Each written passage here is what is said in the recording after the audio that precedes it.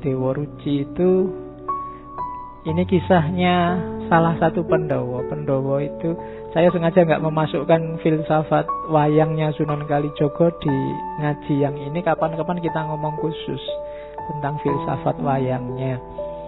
Hanya karena ngomong ajaran saya harus nyinggung Dewa Ruci. Jadi Dewa Ruci ini kisahnya ketika Pandhawa yang kedua, Werkudara, itu dihapusi oleh gurunya Resi Durna. Disuruh nyari air Prawitosari.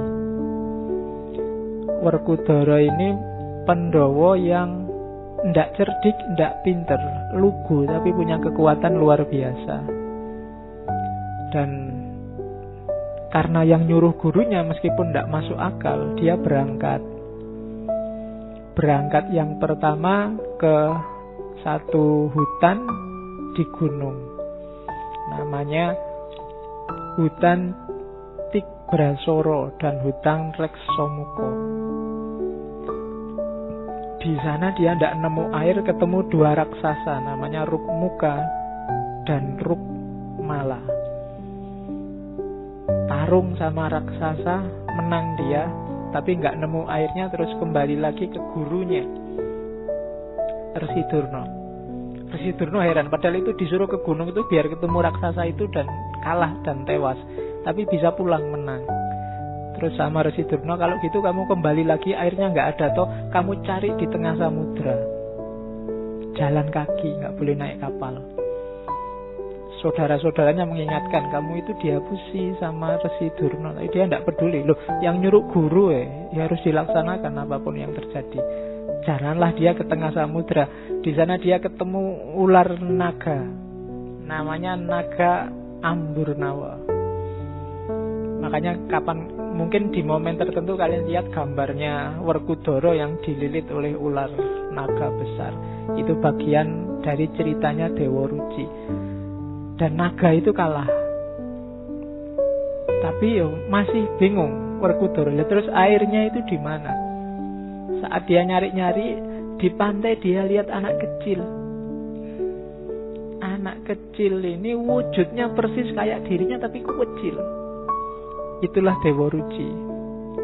Nanti ada dialog-dialog panjang yang sangat mirip dengan dialognya dia dengan Nabi Khidir.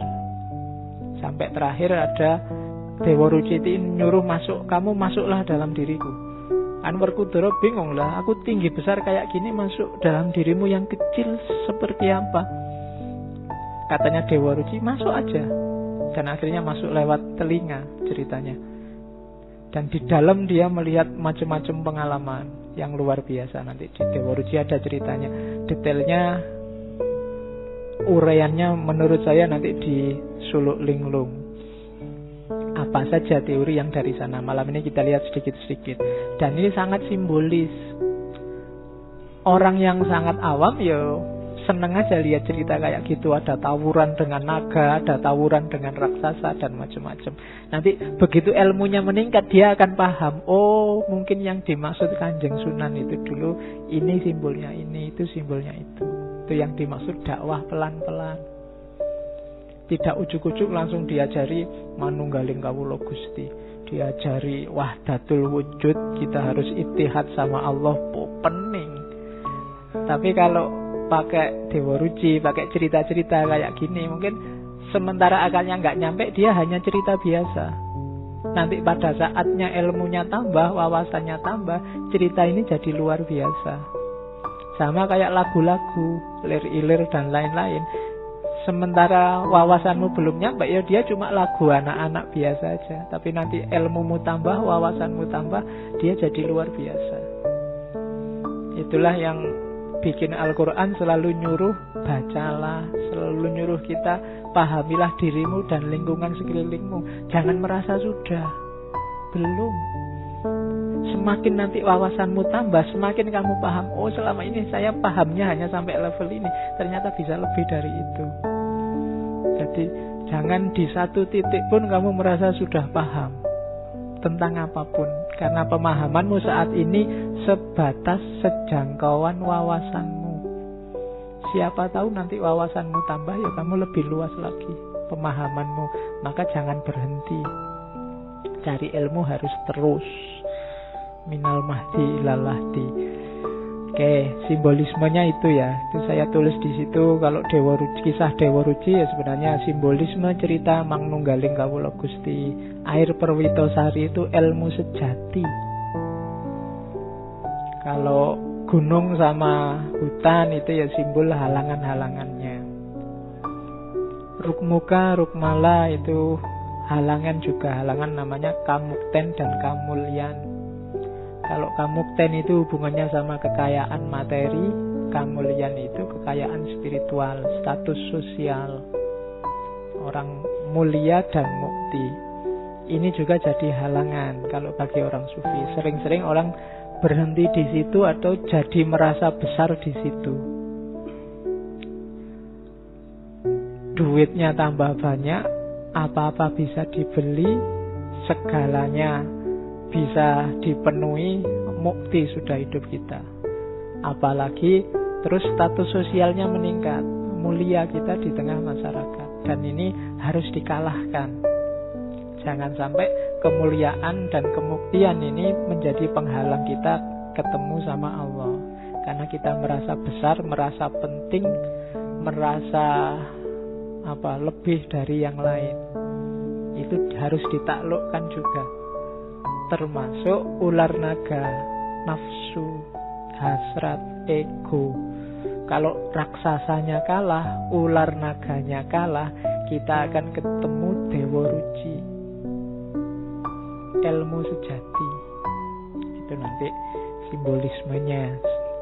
Kapan-kapan kita bedah lebih detail. Saya ingin masuk ke ininya.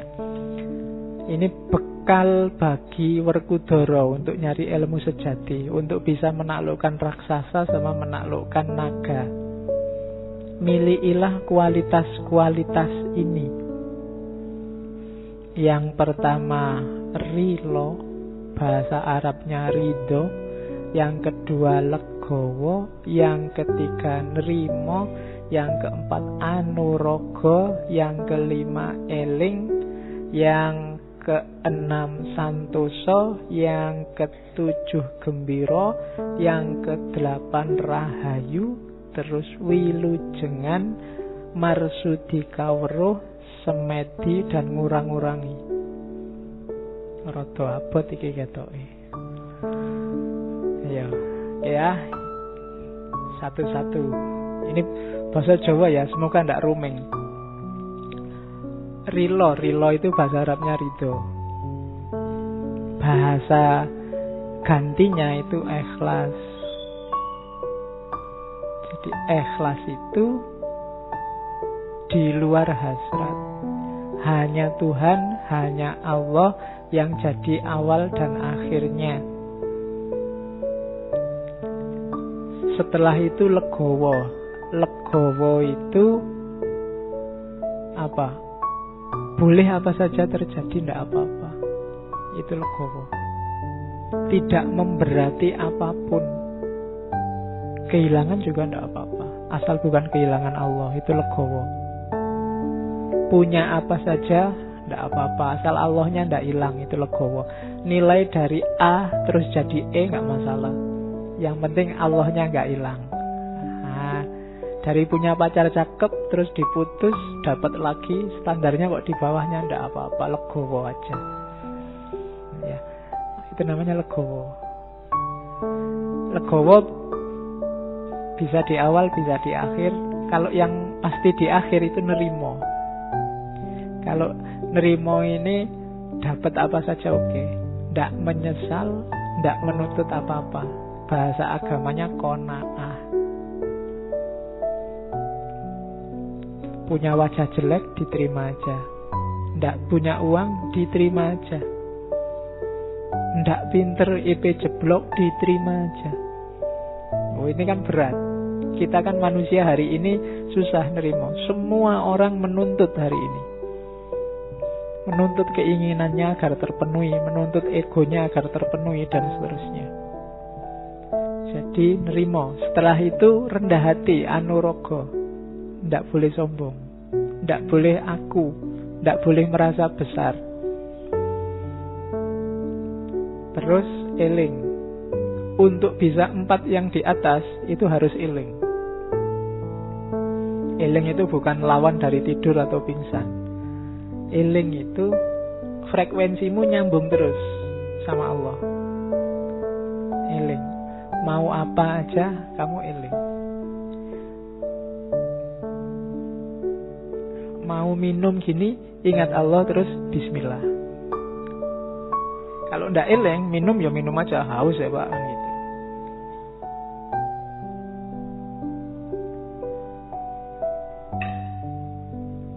Terus santoso. Ini bukan nama orang ya. Bukan nama PO Bis juga. Santoso itu di Indonesia kan jadi sentosa. Makna pasnya itu selalu berada di jalan yang benar. Biar santoso, maka setiap kali baca Fatihah kamu berdoa ihdinas sirotol mustaqim. Jadi sebenarnya jalan yang benar itu kita semua sudah tahu. Tinggal mau konsisten apa enggak.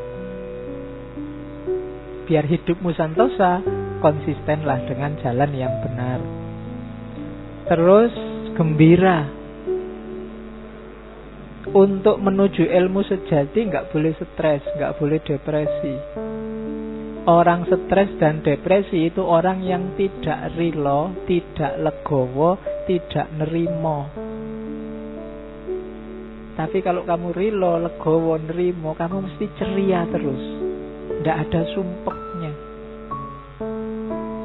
Kamu galau, sumpek, itu kan keinginanmu nggak terpenuhi. Cita-citamu gagal. Masa lalumu jelek. Kan itu. Itu berarti kamu ndak rilo, ndak legowo, ndak nerimo. Biar rilo, legowo, nerimo, ya gembira. Orang yang sudah mempunyai 3 karakter itu pasti gembira, ceria. Dari wajahnya kelihatan. Jadi orang dekat juga enak. Ndak mencurang, ndak sumpek, suntuk. Diajak ngobrol nggak enak. Dari mana mas? Dari belakang. Mau kemana? Mau ke depan? Susah. Dari mana Thomas? Kok jalan kaki aja? Emangnya harus ngerangkak? Susah diajak ngomong. Jawabnya nggak enak terus. Nggak ceria. Hidup jadi beban. Nggak akan ketemu ilmu sejati. Orang kayak gini mesti mengeluh terus. Ya. Terus rahayu. Rahayu itu biasanya kita pakai ini ya, hayu, rahayu. Hatinya selalu ingin melakukan yang baik. Makanya Islam kenal assalamualaikum, agama yang lain ada yang pakai istilah rahayu. Itu berarti mengharapkan orang lain dalam kondisi baik, selamat selalu. Selanjutnya wilujengan. Jangan salah, untuk cari ilmu sejati juga kamu harus wilujeng, harus sehat. Jangan mentang-mentang saya mau ilmu sejati tirakat terus poso, ndak makan, ndak minum, ndak merokok, ya kecut. Ya, sehatlah ya. Sehat dulu baru bisa semua ini. Lah kalau kamu sakit ya mikir gembira, mikir santosa, eleng ya abot. Sehat. Jaga kesehatan. Jangan melakukan hal-hal yang mencederai kesehatanmu. Itu menunjukkan kamu tidak amanah. Karena badanmu, fisikmu itu titipannya Allah, bukan milikmu yang bisa kamu pakai sesuka hatimu. Itu amanat dari Allah, dijaga. Kalau memang tidak ada yang penting ya tidak usah nelekan. Kalau memang nggak pepet karena nggak ada uang ya makanlah 3 kali sehari. Kalau tidak ada uang ya utanglah. Ya, kalau sudah terlalu banyak utang ya ganti warung. Yang belum ada utangnya. Ayo. Lo kan gampang, tinggal pindah angkringan di sebelah kan sudah utang yang baru. Tidak apa-apa. Ya kalau ada yang nagih marah-marah, ya bilang aja ini menjaga amanahnya Allah ini loh, kok berat. Oke, terus sehat ya badannya. Baru setelah itu marsudi kawero, nambah wawasan terus, jangan berhenti-berhenti sampai besok-besok. Tidak boleh merasa pinter meskipun sudah jadi profesor, jadi luar negeri, jadi wis nggak masalah wis. Tetap marsudi kawero, jangan merasa sudah. Harus selalu belum untuk ilmu ya. Setelah itu semedi. Semedi ini fungsinya introspeksi ke dalam. Yang dilakukan di atas tadi semuanya sudah pas apa belum? Kalau bahasa agamanya tafakkur muhasabah. Harus ada fase ininya. Dan yang terakhir, ngurang-ngurangi. Ndak boros, ndak kakean turu, ndak kakean makan, ndak, dikurangi dikit-dikit. Jangan berlebihan. Lawannya mengurangi kan ngeluih-ngeluih, ndak boleh. Kalau urusan dunia, urusan apapun yang tidak esensial, kurangilah. Kamu sendiri ngerti mana yang harus dikurang-kurangi. Berapa jam harus begini, berapa jam harus begitu, dan seterusnya. Minggu lalu saya bilang misalnya HP, smartphone-mu itu harusnya berapa jam sehari kamu pakai. Karena kalau penelitian terbaru minggu lalu saya bilang kan orang Indonesia itu rata-rata 9 jam. Dilihat mungkin penelitiannya lewat provider itu. Jadi hitunganku 9 jam itu sudah luar biasa. Wong tidur manusia dewasa aja 7 jam. Itu 9 jam. Jadi yo kurangilah dikit-dikit. Yo 9 jam kurang 5 menit lah sebentar. Ya kan pelan-pelan terus 9 jam kurang 10 menit, 9 jam dikurangi. Kalau selama ini bangun tidur yang dicari dulu HP, terus ada WA apa, ya sekali-sekali gak usah nyari HP dulu lah. Begitu mau nyari HP, andaan nanti aja tak buka jam-jam 8. Kalau memang sangat penting kan masuk di WA, mestinya kan telepon kan gitu pikiranmu, biar gak was-was. Jangan-jangan ada yang komentari aku nih, jangan-jangan ada yang ya ngomong aku nih, kan selalu kalian gitu tuh. Begitu kamu posting itu biasanya wis kamu jangan-jangan ada yang komentar ini, ada yang jempol nggak, ada yang kan gitu terus. Jadi kamu terpaku di situ terus. Oke, dikurang-kurangi ya dikit-dikit. Demi yang lebih penting, ilmu sejati.